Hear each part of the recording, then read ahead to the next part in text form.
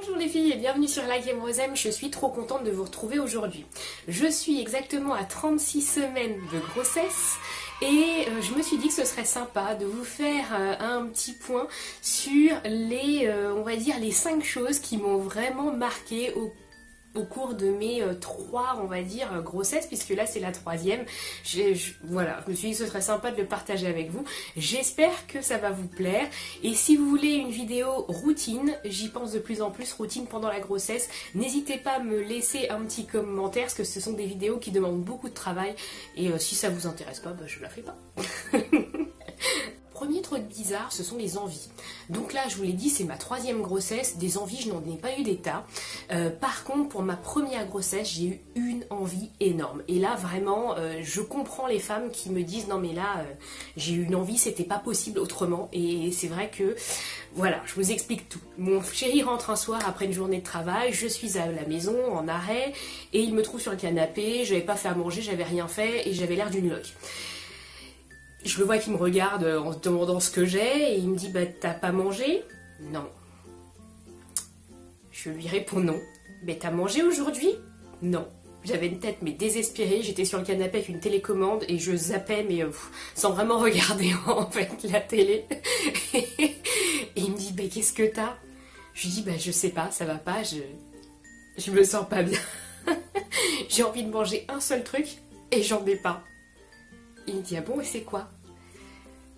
Et là, je crois qu'il s'est décomposé. Je lui ai répondu « J'ai envie de poulet boucané. » J'ai envie de poulet boucané. Pour celles qui savent ce qu'est le poulet boucané, c'est pas évident à trouver en France, quoi. C'est un poulet mariné, voilà, préparé d'une certaine manière qu'on trouve surtout aux Antilles. Et du coup, là, il m'a regardé en me disant « Bah écoute, si tu veux, je vais chercher des pizzas. » Et là, j'ai commencé à avoir un haut le cœur et je lui ai dit « Ah non, alors, moi je veux pas de pizza, je préfère ne pas manger. » Il dit « Je vais te chercher autre chose si tu veux, je sais pas, un McDo, un KFC. » Et non.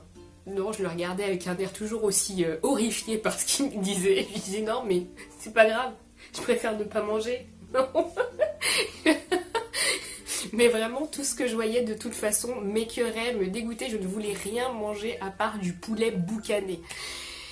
Et donc le pauvre, c'était notre premier bébé, donc je pense qu'il s'est dit allez, je vais lui faire ce plaisir. Nous voilà partis à 21h après sa journée de travail, à faire 45 minutes de route pour aller dans un petit resto dans le 94, je crois que c'est à Charenton, qui s'appelle le Mac Boucané. Je commande donc un demi-poulet boucané. Et trop pressée de le manger, je me dis je le prends à emporter. Et dans la voiture, je m'installe, je boucle ma ceinture de sécurité, je sors le poulet, le demi-poulet en fait du sac, et je mords dedans à pleines dents. Je vois mon chéri qui me regarde du coin de l'œil en se disant qu'est-ce qu'elle nous fait?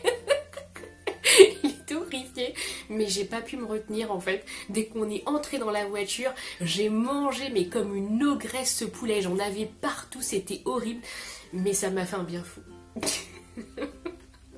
Deuxième chose qui m'a marquée, c'est pour cette dernière grossesse. Je pense que j'étais tellement... En fait, elle était tellement inattendue que pendant une période, j'ai intériorisé, mais je l'ai mal vécu. Et j'ai fait beaucoup de cauchemars. Donc les cauchemars sont apparemment assez fréquents, ou les rêves bizarres sont assez fréquents pendant la grossesse. J'en avais jamais fait l'expérience avant parce que justement c'était planifié, j'étais super heureuse, tout allait bien, tout était organisé, etc. Et là, j'étais en panique pour cette 3e grossesse, en tout cas au début. Et toujours est-il que j'ai fait un cauchemar horrible, enfin il est revenu plusieurs fois celui-là. C'est que j'avais donc eu un petit garçon, en sachant que là j'attends une fille donc tout va bien pour l'instant. J'avais un petit garçon qui était vraiment affreux. C'est méchant à dire mais il était horrible. C'était un bébé énorme avec une crête sur la tête, pas de cheveux sur les côtés mais juste une grosse crête. Et des chaînes partout autour du cou. En fait j'avais un mini bébé Mr. T.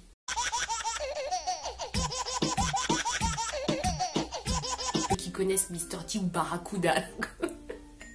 Un bébé horrible, super lourd, je n'arrivais pas à le porter. Et à chaque fois que je le prenais dans mes bras, ce bébé se contractait, il faisait une tête horrible.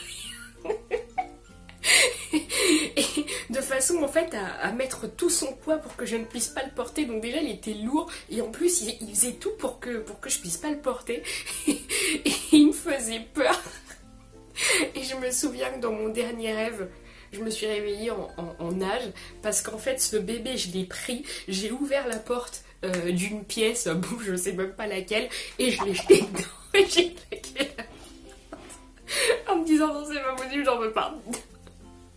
Autre chose marquante de la grossesse, c'est l'hypersensibilité.